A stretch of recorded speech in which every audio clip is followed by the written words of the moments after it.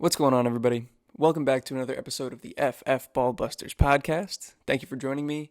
My name is Eric. My co-host Will unfortunately won't be joining me today. He is busy helping his family move, so shout out to him. Everybody put something down in the comments. Thank you, Will, for being such a great dude helping your family move. I know that is quite tedious and difficult, but he's going to get through it, and hopefully he'll be back for our next recording this week. But today, we are going to be focusing on some Dynasty trade targets for you guys moving forward as we get closer to the fantasy season. We actually did a Dynasty trade targets video back in January, and I think it's held up really well. A lot of the same names are on this list as well. We've also added quite a few new ones, but I'm excited to get into it with you guys today. But before we do so, I just would really encourage you guys, if you enjoy the content that we're putting out for you guys, to leave a like on the video and hit subscribe. That helps us out a ton in the algorithm, lets us know that you guys are enjoying the content, and it'll keep you guys updated for all of the new videos that we drop in the future. So without further ado, let's kick this thing off. So we will start at the quarterback position with Lamar Jackson. He is currently listed as the QB7 on Keep Trade Cut, and I understand why a lot of people are hesitant. He's dealt with a fair amount of injuries, and he's finished as the QB14 and the QB16 overall the past two seasons, so not great. But he's also dealt with injuries to many of his teammates, including Rashad Bateman, Mark Andrews, and a lot of injuries to his offensive line during that time, as well as having an offensive coordinator in Greg Roman, who's refused to open up the offense as Lamar developed as a passer. Even with the injuries around him and the lack of passing volume, Lamar still finished as the QB5 and QB8 on a points per game basis the last 2 years, which I bet is better than a lot of people really realize. And now he gets paired with new offensive coordinator Todd Monken, who's likely going to let him air it out a lot more to go along with the addition of much needed offensive weapons in OBJ, Zay Flowers, and hopefully a healthy Rashad Bateman and Mark Andrews. Also, let's not forget that we're talking about the guy who put up the greatest fantasy season of all time in 2019, and he's still only 26 years old. My guy, David Gautieri, posted on Twitter yesterday that Jalen Hurts and Lamar Jackson are the exact same Dynasty asset. I couldn't agree more, and we've been trying to tell you guys this since January when we put out that initial trade targets video, so I would highly recommend that you go buy Lamar Jackson. Kyler Murray also finds his way onto this list as the QB13. We're only going to be going in depth on two players from each position just to keep this video from going way too long. So I won't go super in depth on Kyler, but a similar story to Lamar where he's kind of dealt with injuries. And his underlying metrics have been better than I think a lot of people realize. Obviously, he's not going to contribute a ton this season, but we're talking Dynasty, we're talking long term. I think he's a good investment for the future. Russell Wilson is the next guy up on this list. He is listed as the QB 27 on Keep Trade Cut. Recency bias is crazy. People forget so quickly that Russ is a Hall of Famer. And I acknowledge that what Russ put on tape last year was awful, for sure. But he played through a ton of injuries, including an injury to his throwing shoulder, a hamstring tear, a concussion, and a knee strain. Not to mention he had to play in just an anemic offensive system run by Nathaniel Hackett. This season, hopefully he'll be healthy, and he gets to play under one of the greatest offensive minds of our generation in Sean Payton. I understand he's 34, but this time last year, he was the QB8 on Keep Trade Cut. Y'all didn't care that much about his age then, and I expect to see a vast improvement in Russell Wilson's play this year and probably, return to the form that we saw from him in his Seahawks days. So I'm not as worried about the age. Hopefully he's healthy. Sean Payton's going to bring a big boost to him and this offense in general. QB 27 is just way too low. Go snatch him up while you can. The last two guys on this list at the quarterback position are Jared Goff and Geno Smith. Also guys that are just disrespected in terms of what they can produce now. Jared Goff's not even that old. I know Geno Smith is going to be 32, I believe, coming into this season.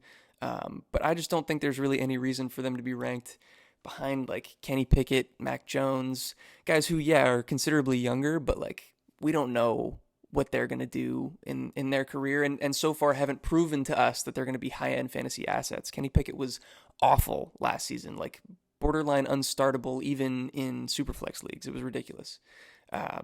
Jared Goff, Geno Smith, also some buys at the quarterback position. Just a real quick break in the action here after talking about the quarterbacks. We want to take a second to mention our sponsors, first of which being Dynasty Owner.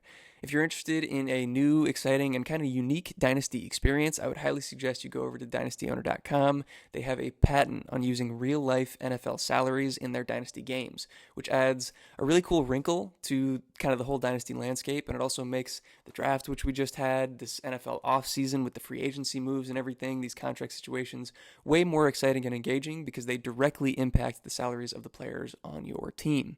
You can play in free leagues if you want. You can also play in paid leagues, and you can make some money in two different ways. You can make money if you're just good at Dynasty and you finish in the top 4 of your league. You get your payout just like you typically would in any other league. But there's also the opportunity to take a team that may not have been so good. You bought in, you bought the roster for cheap, and then you turned it around. You can go ahead and sell that for even more on the Dynasty Owner marketplace. So really cool, intriguing way to play Dynasty. Will and I are both on the site, and we've enjoyed it very much so far. So come join us over there at dynastyowner.com and use our promo code BALLBUSTERS for 20% off. That equates to $10 off when you sign up. So again, dynastyowner.com, promo code BALLBUSTERS for $10 off at sign up.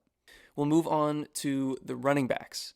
I think that the kind of veteran hate and just like ageism from the Dynasty community has gone way too far on these running backs. The best buys are the older guys that are going to continue to produce. First guy on the list being Derrick Henry, listed as the RB19 on Keep Trade Cut. This one's fairly simple for me. All the Dynasty community has done is bet against him recently. We keep thinking, oh, he's hit the age cliff, or that his rushing volume is unsustainable from an injury perspective. But I think maybe we need to realize that King Henry isn't a normal human being. He's not bound by our normal human limitations and age injury expectations. All he's done is prove us wrong every year by finishing as a top 5 running back in points per game over the last 4 years. I'm not going to continue betting against him. I'm buying him on contending teams simply because the price is so low, and I would encourage you to do the same. Aaron Jones is also on this list. Damian Harris and Rashad Penny are on this list. Aaron Jones, RB26 on Keep Trade Cut. Damian Harris, RB47. Rashad Penny, RB46. All guys that I think you should go by, but I'm not going to go super in-depth. The other in-depth guy that we'll go into at the running back position is James Conner, listed as the RB39 on Keep Trade Cut. He only played in 13 games last year and finished as the overall RB20. So, from that perspective, I can understand how that doesn't look great. But on a points per game basis, he was the RB10. And more specifically, over his final 7 games of the season, he averaged 17.9 points per game. That would have tied him with Derrick Henry's season total, who finished as the RB3. Really, really slept on numbers from James Conner last year. And I'm not saying he's going to be healthy all year. Absolutely not. I'm not saying he's going to be efficient. But he's never been healthy all season. He's never been efficient for a full season. These aren't things that we need to expect from James Conner. Because he always produces for fantasy, even despite that. So I understand that the team is going to be bad in Arizona, but that just means that he'll be leaned on even more and given more volume. So I think there's no reason that you shouldn't be buying James Conner at RB39 prices. It's crazy. Another quick break here right after the running backs. Want to talk about League Winners. League Winners is a great fantasy site that Will and I have paired with. We are doing video content for them, but there's tons of other great fantasy analysts that are working for League Winners doing, written content as well as video content like we do for the site. All of that is linked down in the description below, so please go check out the League Winners fantasy site. We appreciate them very, very much for bringing us in, allowing us to contribute to their site, and they've been very helpful to us.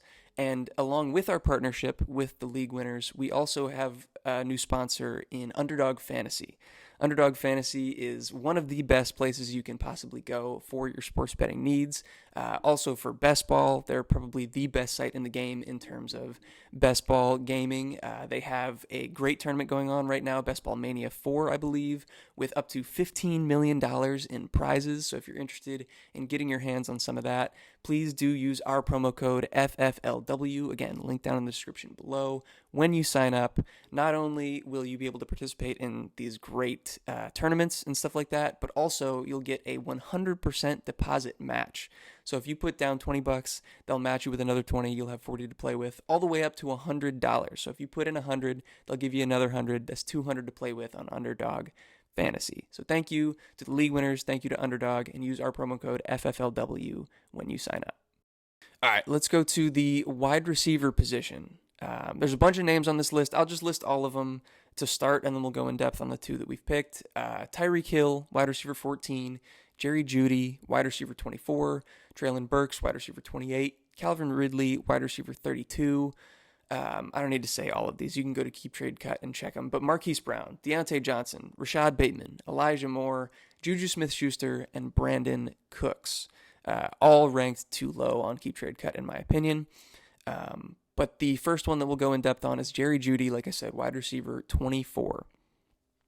It was tough to take anything positive away from last year's Broncos team, granted. But Jerry Jeudy did end the season on a very high note. During the final 5 weeks of the season, Jeudy was the overall wide receiver 2, averaging 16.8 points per game. He also finished in the top 12 of wide receivers in yards per route run with 2.18.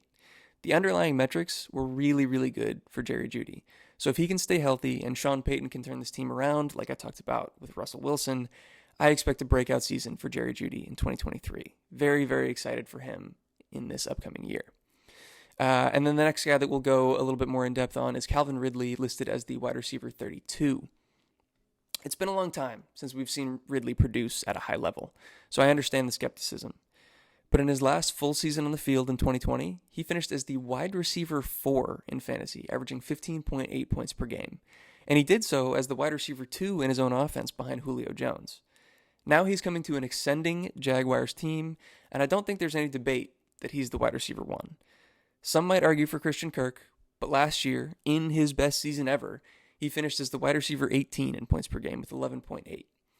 People are going to doubt Ridley due to the amount of time it's been since we've seen him, but I think we should view that uncertainty as a really, really good buy window to get him at the cheapest he's going to be, I think probably for the remainder of his career, sitting here at wide receiver 32. So go get Calvin Ridley. One last break in the action here to talk about our final sponsorship, and that is Do Numbers. They are a really cool merch and apparel brand that we've paired with. It's actually run by our friend Zay. So if you want to support us, if you want to support him, I would highly recommend going to the link down in the description. It's at snacks.online. You'll see it down there if you check it out. And you can use our promo code FFBallbusters15 for 15% off your order. They got all sorts of cool t-shirts and hoodies and stuff like that. A lot of times Will and I will rock them in videos. So I'm sure you guys have seen them before if you've watched any of our videos in the past. Really cool gear. Like to wear them all the time. Again, code FFBallbusters15 for 15% off at checkout. Go support us, go support Zay, and go support Do Numbers. And then lastly, we will round out this video at the tight end position. Again, I'll just list all of the guys that we have here so you can look more into them if you want. But Kyle Pitts, he is the tight end 1, but still his value is depressed below any level that it ever has been so far since he's entered the league. Mark Andrews, tight end 2, still value too low in my opinion. And then Greg Dulcich, tight end 13, David Njoku, tight end 16, Juwan Johnston, tight end 25, and Jelani Woods, tight end 30. All guys whose value I think is too low according to Keep Trade Cut right now. But the ones that we'll go in depth on are starting with Greg Dulcich. I'm just going to hit you with some stats here. From Scott Barrett on Twitter. Most receiving yards per game by a rookie tight end since 1990. Greg Dulcich is 6th behind Kyle Pitts, Jeremy Shockey, Jordan Reed, Evan Ingram, and Cam Cleveland. Pretty good list of names there. From Adam Levitan on Twitter. Tight end leaders in percentage of routes run from the slot last year. Dulcich was 5th, only behind Mark Andrews, Logan Thomas, Isaiah Likely, and Darren Waller. His yards per route run numbers, which are really indicative of tight end fantasy success, were really high during the first half of the season. They did kind of trail off during the back half, but he has a really high history of high yards per route run as a prospect. Per Dwayne McFarlane on Twitter. Tight ends yards per route run versus Power 5 competition. During the 2021 and 2022 seasons, Greg Dulcich was 4th behind only Brock Bowers, Dalton Kincaid, and Sam Laporta. Again, a fantastic list of prospects there that I think a lot of people have really high expectations for. Dulcich is right there with them. We've mentioned multiple Broncos on this list. I'm betting on Dulcich because of his talent, but also because of the same reasons that we talked about with Russ and that we talked about with Jerry Jeudy. I expect Sean Payton to get the most out of Russell Wilson and turn this into a really potent offense, and I expect that to be really beneficial for Dulcich. Next guy that we'll go in depth on is David Njoku, listed as the tight end 16 on Keep Trade Cut. I'm buying Njoku for a lot of the same reasons that I'm buying Greg Dulcich. Really good underlying numbers last season. He was also really good in terms of yards per route run, per Derek Brown on Twitter. The 2023 leaders in yards per route run versus man coverage, Njoku was 7th, behind names like Darren Waller, Mark Andrews, Travis Kelce, and Dallas Goedert, but also in front of guys like Evan Ingram and TJ Hawkinson. So again, really good company to be in. He did deal with quite a few injuries that kept his season totals low last year, and also Deshaun Watson obviously looked really rusty in his first season back in the NFL. But with a full offseason for Deshaun to return to form and kind of gel with the team, he's not going to be thrust in mid-season. He'll have some time to work up some chemistry with these guys. I do expect this offense to take a pretty significant leap forward. I also expect that David Njoku is going to be either, the second or third receiving option on this team. Obviously, Amari Cooper is going to be the one on the outside, but then kind of debatable whether or not Elijah Moore is going to be the second option or whether that's going to be David Njoku. So those are really his only threats to, real receiving volume on this team. And with that being said, I just think tight end 16 is way, way too low. So these are the guys that I'm going to be buying the most of this offseason. I would encourage you to do the same. Thank you for listening. Thank you for watching. Hope you enjoyed the video and hope you learned something. If you did, please leave a like. Likes help us out a ton in the algorithm and let us know that you're enjoying the content. Also, hit the subscribe button. Hit the subscribe button so that you'll see all of our videos coming out down the road. We're going to be pumping out tons of Dynasty content for you guys as we go further into the offseason. We'll probably start doing some more mock drafts, whether that be rookie mock drafts or startup mock drafts, so get excited for that. Hit the bell, obviously, so you can see when that stuff comes out. And go check the description below for the links to all of our partners and sponsorships and promo codes and stuff like that. And also check the link in the description for our Discord below. Please join that. I know that I ran through a bunch of names and didn't go in depth on all of them. So if you're interested in getting a more in-depth look, obviously leave a comment here on YouTube. We respond to all those. We can talk about it there. But it'd probably be a lot easier if you guys join the Discord. Not only do we have a great group of guys already in there that can discuss with you, kind of the ins and outs of what we've been talking about so far this Dynasty offseason, but you can also ask us directly our opinions on all of these players. So, all that good YouTube stuff, like, subscribe, hit the bell, join the Discord, use our promo codes. We appreciate you guys. Thank you for sticking around all the way to the end. As always, we love you, and we'll catch you in the next one. Peace.